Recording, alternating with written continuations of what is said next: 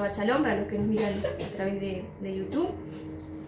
La porción de esta semana se llama Miket, que significa al final, o al cabo, que va desde Génesis capítulo 41 al capítulo 44 versículo 17. Le puse como subtítulo a esta porción: el secreto que esconde el consejo de José a Faraón. Puede ser un poco largo el título, pero vamos a ver el consejo que da José a Faraón, y que también nos da a nosotros, ¿sí? Yo la dividí esta palabra en dos, ¿sí? La dividí, el consejo práctico para nuestra vida, sería como un devocional para nuestra vida, para sacarlo práctico para hoy, y la sombra profética con Yeshua, ¿sí?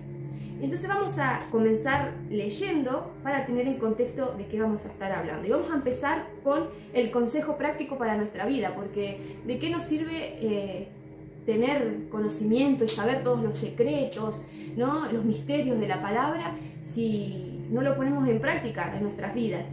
Entonces vamos a empezar con Génesis capítulo 41, versículo 17. ¿Se acuerdan que anteriormente veníamos leyendo que José estaba en la cárcel? Interpreta el sueño del copero y del panadero, ¿no? Y cuando el sueño se hace realidad, el copero fue restituido y el panadero fue, ¿no?, ejecutado por Faraón. José le dice al copero: acordate de mí cuando estés delante de Faraón, para que tenga misericordia, ¿no?, de lo que me está pasando a mí. Y dice que, acá dice, aconteció que pasados 2 años, o sea, al final o al cabo, ¿no?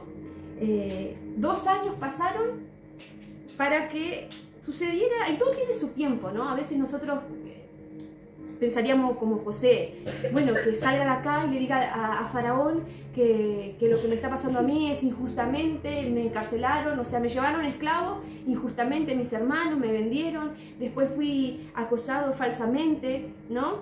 Y pensamos que, bueno, sale de ahí y ya en los poquitos minutos el Faraón va a tener misericordia con José y lo va a sacar, ¿no?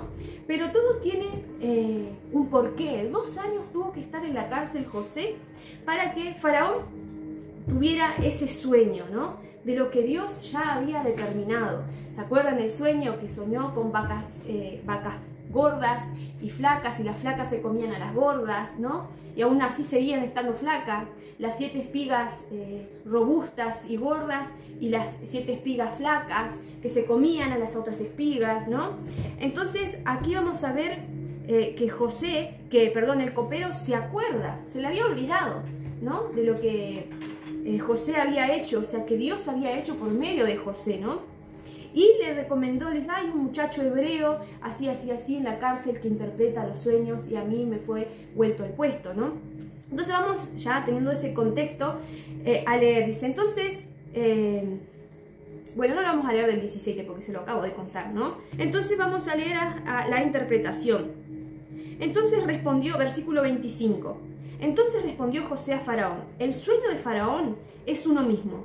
Dios ha mostrado a Faraón lo que va a hacer. Las 7 vacas hermosas 7 años son, y las 7 espigas hermosas 7 años son. El sueño es uno mismo. También las 7 vacas flacas y feas que subían tras ellas son 7 años, y las 7 espigas menudas y marchitas del viento solano 7 años serán de hambre. Esto es lo que respondió a Faraón. Lo que Dios va a hacer lo ha mostrado a Faraón. He aquí vienen 7 años de gran abundancia en toda la tierra de Egipto, y tras ellos seguirán 7 años de hambre, y toda la abundancia será olvidada en la tierra de Egipto, y el hambre consumirá la tierra. Y aquella abundancia no se echará de ver a causa del hambre siguiente, la cual será gravísima. Y el suceder del sueño a Faraón 2 veces significa que la cosa es firme de parte de Dios, o sea, ya había decretado Dios lo que iba a hacer, y que Dios se apresura a hacerla. Por tanto, provéase ahora Faraón de un varón prudente y sabio, y póngalo sobre la tierra de Egipto. haga esto Faraón y ponga gobernadores sobre el país y quinte la tierra de Egipto y los 7 años de la abundancia, o sea, de lo que se coseche la quinta parte lo guardara, eso quiere decir, y quinte la tierra de Egipto en los 7 años de la abundancia, y junte toda la provisión de los buenos años que vienen, y recojan el trigo bajo la mano de Faraón, para mantenimiento de las ciudades, y guárdenlo. Esté aquella provisión en depósito para el país, para los 7 años de hambre, de hambre que habrá en la tierra de Egipto, y el país no parecerá de hambre. Amén, vamos a leer hasta ahí. Entonces podemos ver en lo que hemos leído que Faraón tiene un sueño y nos dice que van a haber 7 años buenos, abundantes, y 7 años malos, o sea, de hambre. ¿Cuál sería el consejo que José le da a Faraón? El verso 33, el consejo número 1 que da José a Faraón dice que se provee de un varón prudente y sabio. El consejo que le da, que elija a alguien prudente y sabio. El consejo número 2, en el verso 34, nos dice que guarde la quinta parte del trigo, para cuando vayan esos años malos de hambre, el pueblo no sufra. Amén. Entonces, 2 consejos. ¿Qué tiene que ver esto con nosotros? Porque quizás usted me puede decir, bueno, pero no estamos pasando hambre, o no estamos en esos años de José, ¿no? Y no es casual que hoy en día, hablábamos con esto con mi esposo, sobre el consumismo que en estas fiestas, en estas fechas, perdón, se está viviendo. Llega Navidad, Año Nuevo, si bien todos los que están acá, quizás los que nos miren, no celebran Navidad, no celebran, pero el sistema mismo, consciente o inconscientemente, te dice, tenés que comprarte ropa, tenés que hacer tal cosa y ponerte linda, y veía una publicación de alguien que decía, necesito urgente ir a la peluquería a hacerme las pestañas y las uñas. ¿Por qué? Porque todos, yo veía en el trabajo que todos dicen, porque me compré esto para fin de año, y para esto, para Año Nuevo, para Navidad, y me cambié esto y no sé qué, y después voy a ir a comer allá, ¿no? En esta época del año está en el punto más alto del consumismo, ¿no? Que tenés que gastar, gastar, gastar. ¿Por qué? Porque ahora viene el aguinaldo, ¿no? Viene el pago del último mes del año grecorromano, como lo conocemos nosotros, y todo el mundo se ve envuelto en eso. Ah, tengo un poquito más de plata, tengo un poco más de los días abundantes. Y quizás estos días pueden suceder en cualquier época del año. Quizás vendiste una casa, un terreno, y estás en una temporada de abundancia. Quizás vendiste tu auto, estás en una temporada de abundancia, y pensás, bueno, ¿qué voy a hacer con esta plata? ¿En qué la voy a gastar? Lo primero que piensa la gente es en gastar, gastar, gastar y gastar, ¿no? Pero, así como subimos, así como estamos en la temporada de abundancia, también vamos a estar en una temporada de que va a haber escasez, ¿no? Y no digo que nosotros hoy, que podamos estar en abundancia, no disfrutemos, ¿no? Ah, bueno, es un gustito, me lo merezco, ¿no? A veces pasan memes imágenes en Facebook, y en las mujeres saliendo con todas las bolsas, y dicen, bueno, es un gustito, me lo merezco, después veré cómo pago. ¿No? Después veo cómo pago la tarjeta, y así empiezan a gastar, a gastar, a gastar. Está bien, o sea, Dios nos da que podamos disfrutar, ¿no? Pero ¿cuántas personas en el año, ejemplo, ¿no? Hay personas que tienen un auto, el motor está hecho percha, pero ¿qué hacen? Arreglan la pintura fuera del auto. ¿Fue una buena inversión? No. A veces nosotros reímos con mi esposo porque llegan clientes así. Tenés el auto que adentro, tenés que cambiarle la bomba, tenés que cambiarle esto, tenés que cambiarle lo otro, y prefieren gastar, que la chapa y la pintura es cara, en el afuera. ¿Y qué nos representa todas esas cosas? El mal gasto de nuestro dinero. Y no solo del dinero, sino también el tiempo, de lo que hacemos nosotros. Entonces acá el primer consejo que José le da es que seamos prudentes y seamos sabios, así como le dijo a Faraón. ¿Para qué? Porque por ahí Dios nos bendice, estamos en abundancia, pero si nosotros no somos prudentes y sabios en todo lo que Dios nos da, en lo económico, en lo familiar, en el tiempo, lo que sea, nosotros van a llegar los días malos y vamos a pasar necesidad.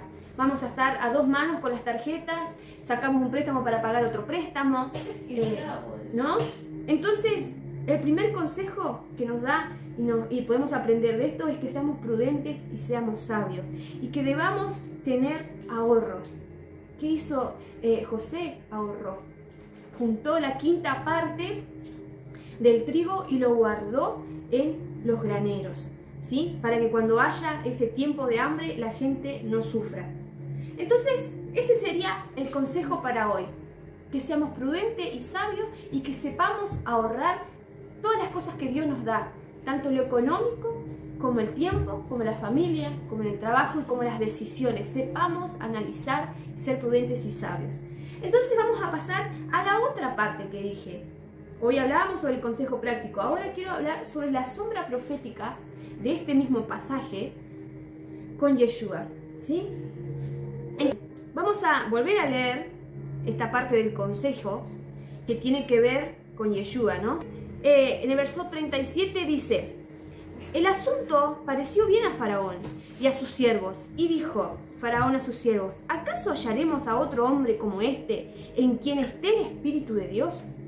Y dijo Faraón a José: pues que Dios te ha hecho saber todo esto, no hay entendido ni sabio como tú. Tú estarás sobre mi casa, y por tu palabra se gobernará todo mi pueblo. Solamente en el trono seré yo mayor que tú.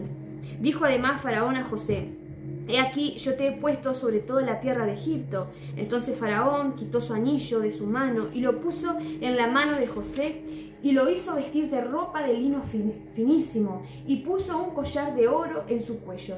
Y lo hizo subir a un segundo carro, y lo pregonaron delante de él: doblad la rodilla, y lo puso sobre la tierra de todo Egipto. Y dijo Faraón a José: yo soy Faraón, y sin ti ninguno alzará su mano ni su pie en toda la tierra de Egipto. Y llamó Faraón el nombre de José Sefenat Panea, y le dio por mujer a Senat, hija de Potifera, sacerdote de On. Y salió José por toda la tierra de Egipto. Y era José de 30 años cuando fue presentado delante de Faraón, rey de Egipto. Y salió José de delante de Faraón y recorrió toda la tierra de Egipto. En aquellos 7 años de abundancia, la tierra produjo a montones. Y él reunió todo el alimento de los 7 años de abundancia que hubo en la tierra de Egipto, y guardó alimento en las ciudades, poniendo en cada ciudad el alimento del campo de sus alrededores. Recogió José trigo como arena del mar, mucho en extremo, hasta no poderse contar, porque no tenían número. Vamos a leer hasta ahí. Ya leímos entonces el contexto de lo que quiero hablar. Entonces acá en el verso 33 nos dice que él ponga varón prudente y sabio. Y Faraón le pareció bien, y a los hombres que los acompañaban, que quién mejor que José. ¿Qué hombre más prudente y sabio que José? ¿No? Dijeron, que tiene el Espíritu de Dios. Entonces, ¿quién es más prudente, pregunto yo, que José? Y más sabio que José. Yeshua. Yeshua es la sombra. José es una sombra profética, es una comparación con Yeshua. Entonces le pareció bien a Faraón. En este caso, Faraón, en algunos casos Faraón es el malo, pero en este caso Faraón sería Dios, Dios Padre. Y dice: tú estarás, en el versículo 40, tú estarás sobre mi casa, por tu palabra se gobernará todo mi pueblo, solamente en el trono seré yo mayor que tú. Yahweh mayor y Yahweh menor, Yeshua. Amén. Amén. Entonces, ¿saben lo que significa Sefenat Paneah cuando José se le cambió el nombre por ese nombre egipcio? Significa mantenedor de vida o mantenedor de vida. ¿Cuál era la otra palabra? Sustentador de vida también. o revelador de secretos, ¿sí?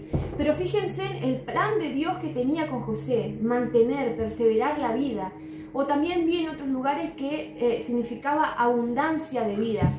José estuvo ahí, llegó a ser vendido por sus hermanos, a ser rechazado por sus hermanos, ¿no? Llegar a Egipto, ser prisionero, pasar 2 años en la cárcel, ¿para qué cosa? Para ese tiempo específico, porque no solo Egipto iba a sufrir hambre, sino que todos sus alrededores. Entonces sus propios hermanos, después se pueden seguir leyendo la historia, ellos también vienen a comprarle alimento. Y José, el propósito de José era mantener y perseverar con vida la tierra. Amén. Lo que vino a hacer Yeshua con nosotros. Entonces dice acá en el verso 33, hombre prudente y sabio. ¿Y quién más sabio y prudente que Yeshua? En Lucas 2:52 es lógica, decimos, bueno, porque es sabio, ¿no? Pero vamos a reafirmarlo con la palabra. Lucas 2, versículo 52, dice así: Yeshua crecía en sabiduría y en estatura y en gracia para con Dios y con los hombres. En Marcos 6:2, los fariseos, Marcos capítulo 6, versículo 2, dice: y llegado el día de reposo, comenzó a enseñar en la sinagoga, y muchos oyéndole se admiraban y decían: ¿De dónde tiene estas cosas? ¿Y qué sabiduría es esta que le es dada? Y estos milagros que por sus manos son hechos. ¿Vieron? Yeshua era un hombre, pero también era Dios, sabio y prudente. ¿Quién mejor que él para gobernar el mundo? En el verso 34, y aquí vamos a ver cuál es el secreto que esconde la quinta parte, ¿no?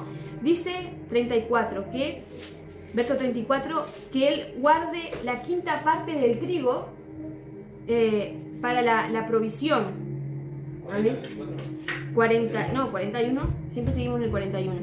El 41, verso 34, y quinte la tierra de Egipto en los 7 años de abundancia, y junten toda provisión de estos buenos años que vienen, y recojan el trigo debajo de la mano de Faraón para mantenimiento de las ciudades, y guárdenlo. ¿Qué significa la quinta parte que esconde? O sea, ¿cuál es el secreto, no? Porque yo decía, hay algo que... ¿por qué la quinta parte? Y no el 10%, y no un tercio, ¿no? ¿Por qué la quinta parte? Entonces vamos a ver qué nos dice la ley, o sea, qué nos dice la Torá. Levíticos capítulo 5,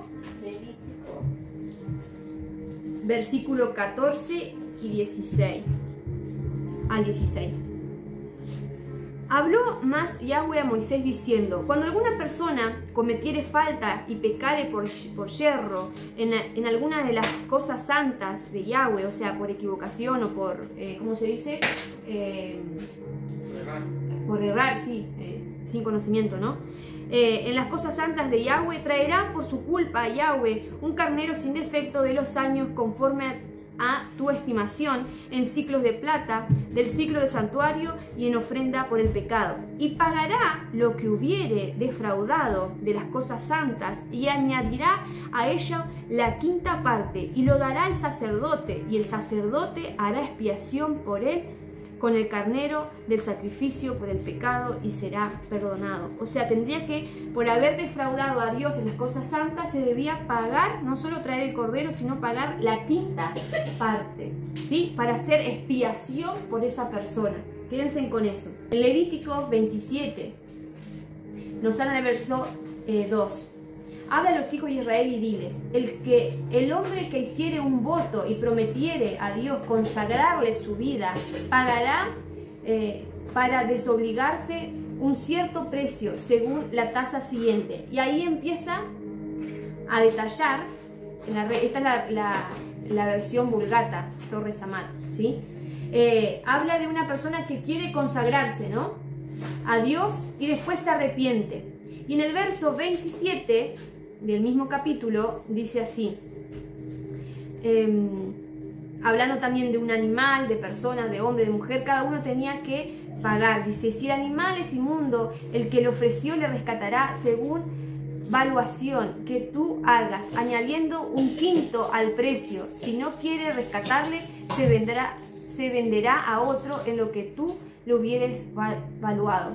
O sea, en los rescates también se daba la quinta parte. O sea, cuando vos hacías algo mal, tenías que restituir la quinta parte. O sea, ¿qué tiene que ver todo esto? O sea, ¿qué significa la quinta parte? ¿Cuál es el secreto que esconde esta porción, ¿no? Esta quinta parte, ¿no? Leímos Levítico 5, Levítico 6, ¿no? Y nos dice el número 5 que debía confesar sus pecados y dar la quinta parte. En primera de Juan 1,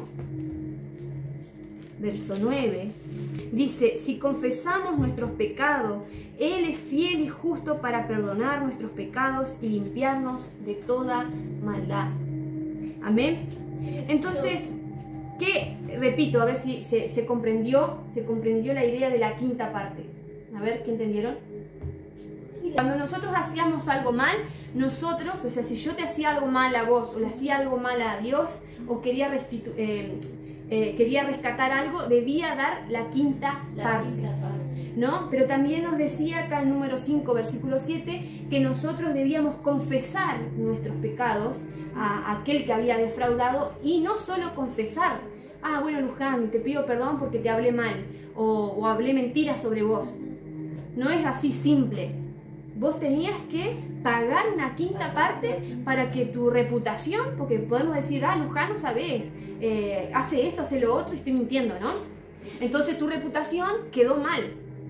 Y después Dios nos habla y nos hace recapacitar y decimos, bueno, sí, voy a confesar, mira, Luján, yo hice esto. Es de valientes hacer eso, ¿no? Hablé mal tuyo y no queda solo ahí, ¿no? Y lo que más nos cuesta es dar el dinero.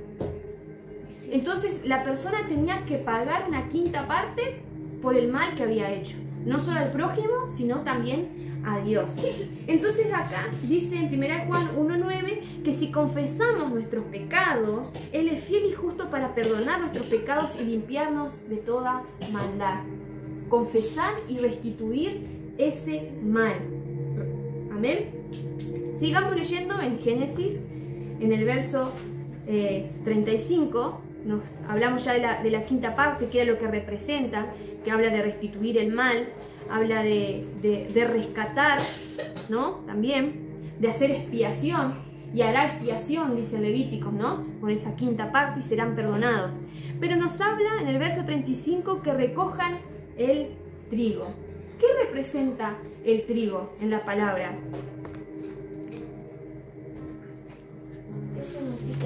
Sí, ¿qué puede representar el trigo en la palabra? El trigo, ¿saben lo que representa? En Mateo capítulo 13, versículo 30, Él nos hace una comparación. Dice, habla de la parábola del trigo y la cizaña, ¿no? Que dice, el reino de los cielos es semejante, de verso 24, a un hombre que sembró una buena semilla en el campo, pero mientras dormían los hombres dormían, vino su enemigo y sembró cizaña entre el trigo y se fue. Cuando salió la hierba y dio frutos, entonces apareció también la cizaña.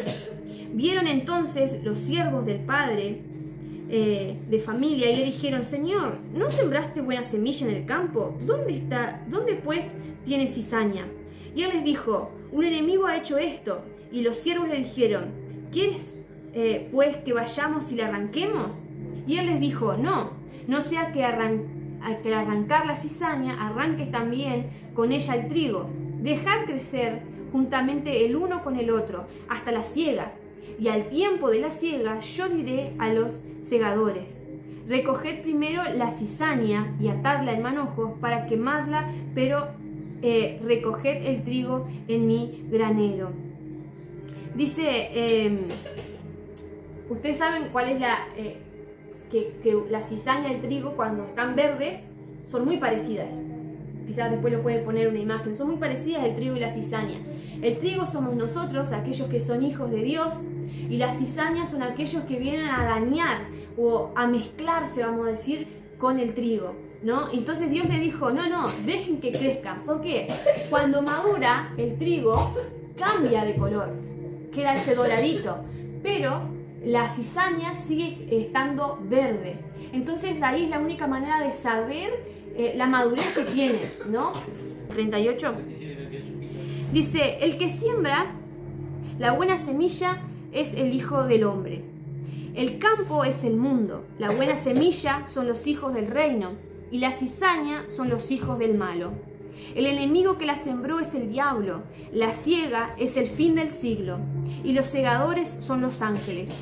De manera que como se arranca la cizaña y se quema en el fuego, así será en el fin del siglo. Enviará el Hijo del Hombre a sus ángeles y recogerán de su reino a todos los que sirven de tropiezo y a los que hacen iniquidad, y los echará en el horno de fuego. Allí será el lloro y el crujir de dientes. Entonces los justos resplandecerán como el sol en el reino de su Padre. El que tiene oídos para oír, oiga.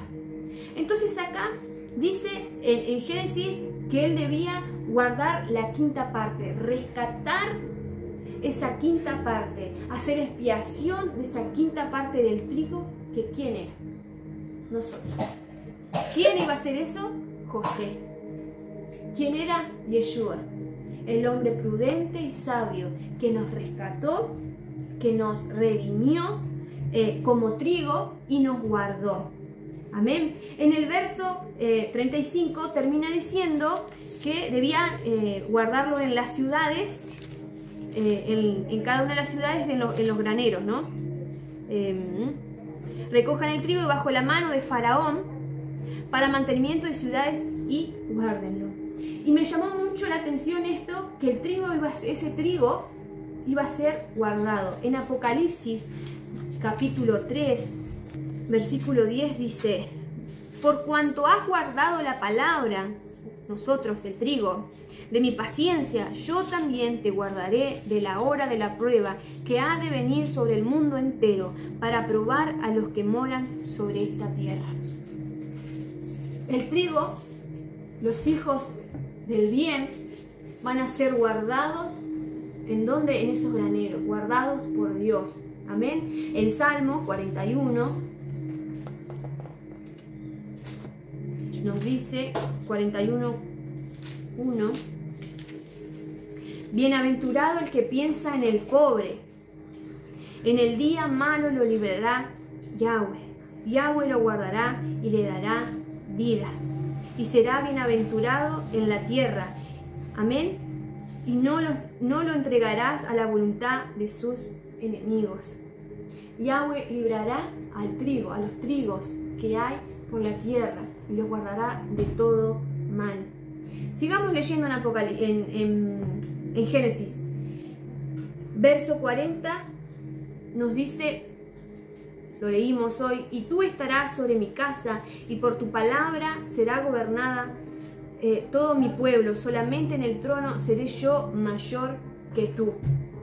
Y el verso 45 dice, el verso 43 dice que hizo subirlo al carro y pregonar que toda rodilla se doble, doblar toda rodilla. En el verso 45 le cambia el nombre. A nosotros se nos fue presentado como Jesús, pero sabemos que así como José, que se le cambió el nombre en el mundo, Egipto representa al mundo, no conoció como su verdadero nombre Joseph, sino lo conoció como Sefená Panea. Así como a nosotros en el mundo se nos presentó a Yeshua como Jesús. Amén. Y se le dio un nombre. Y en Filipenses 2, versículo 6 al 11, el cual siendo, fíjense, hablando de Yeshua, el cual siendo en forma de Dios, no estimó el ser igual a Dios como cosa que aferrarse. José, teniendo la autoridad que Faraón le daba, él no se aferró. Yeshua, siendo igual a Dios, no se aferró ¿no? Dice, sino que se despojó a sí mismo, tomando forma de siervo, hecho semejante a los hombres, y estando en la condición de hombres, se humilló a sí mismo, haciéndose obediente hasta la muerte y muerte de cruz, por lo cual Dios también le exaltó hasta lo sumo y le dio un nombre que es sobre todo nombre, para que en el nombre de Yeshua se doble toda rodilla de lo que está en los cielos y en la tierra y debajo de la tierra, y toda lengua confiese que Yeshua es el Señor, para gloria de Dios Padre. ¿Qué pasó con José? Que se doble toda rodilla, le cambiaron el nombre, le dieron un nombre que tuviera autoridad. A Yeshua se le dio ese nombre, que tuviera autoridad, que toda rodilla se doble y que confiese que Él es el Señor. Amén. ¿Y quién le dio la autoridad a José? Faraón. ¿Quién le dio la autoridad a Yeshua? Dios Padre. Mateo 28, 18 dice así. Y Yeshua se acercó y le habló diciendo, toda potestad me es dada en el cielo y en la tierra. ¿Qué es potestad? Toda autoridad. Me es dada en el cielo y en la tierra. Ahí vemos la hermosa comparación, la hermosa sombra, la representación de José con Yeshua. Todo lo que hizo José, lo hizo Yeshua. Era lo que se venía profetizando. Y estas son profecías que quizás por años se leyó la historia de José, de Moisés, de Elías, de lo que sea. Y era todo representación de lo que Jesús iba a hacer, de lo que Yeshua iba a hacer. Entonces, terminando en el verso 47 de Génesis al 49, dice, en aquellos 7 años de abundancia, la tierra produjo a montones.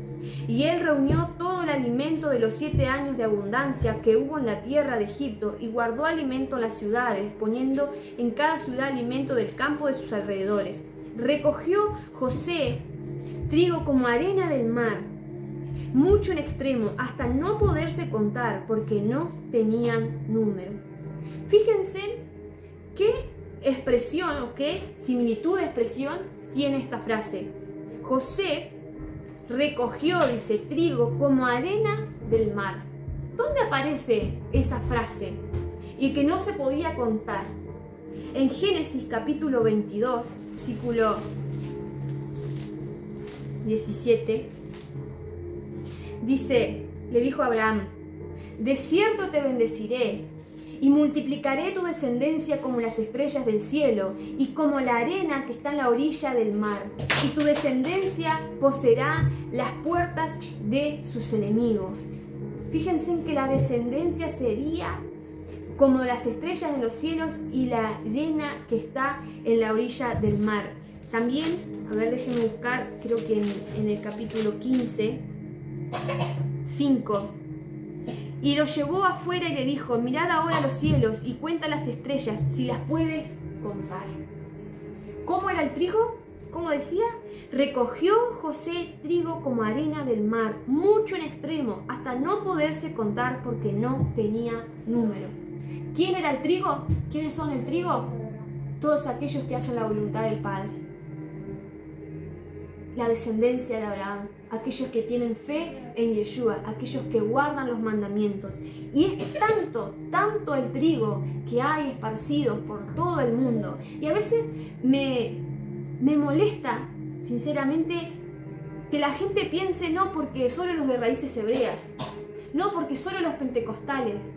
Si nosotros supiéramos la gran misericordia que Dios tiene en todo el mundo, que están esparcidos el trigo y que Dios los va a recoger, va a separar la cizaña, no se va a poder contar. Y nosotros pensamos que somos pocos, y no somos pocos, somos muchos, tanto que no se pueden contar.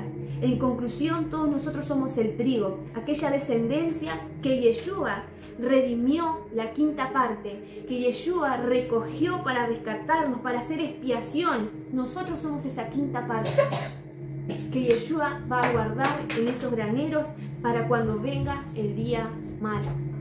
Y esa es nuestra esperanza, esa es nuestra fe, que Él nos guardará del día malo. Y eso no quiere decir que nosotros no estemos en este mundo, porque van a venir los días malos, pero vamos a estar en este mundo. Algunos piensan que el Señor nos va a arrebatar y que no vamos a estar. Eso no significa guardar. Guardar significa que puede haber tormenta alrededor, puede haber hambre, puede haber escasez, pero nosotros vamos a estar en abundancia. ¿Por qué? Porque fuimos prudentes y fuimos sabios. Fuimos capaces de ahorrar, fuimos capaces de administrar bien nuestro dinero, nuestro tiempo, nuestra familia y todo lo que Dios nos da en las manos. Así que esto era lo que quería compartir con ustedes. Yeshua es José, quien vino a traernos abundancia de vida para aquellos días malos. Así que esa es la esperanza que hoy tenemos nosotros. Amén.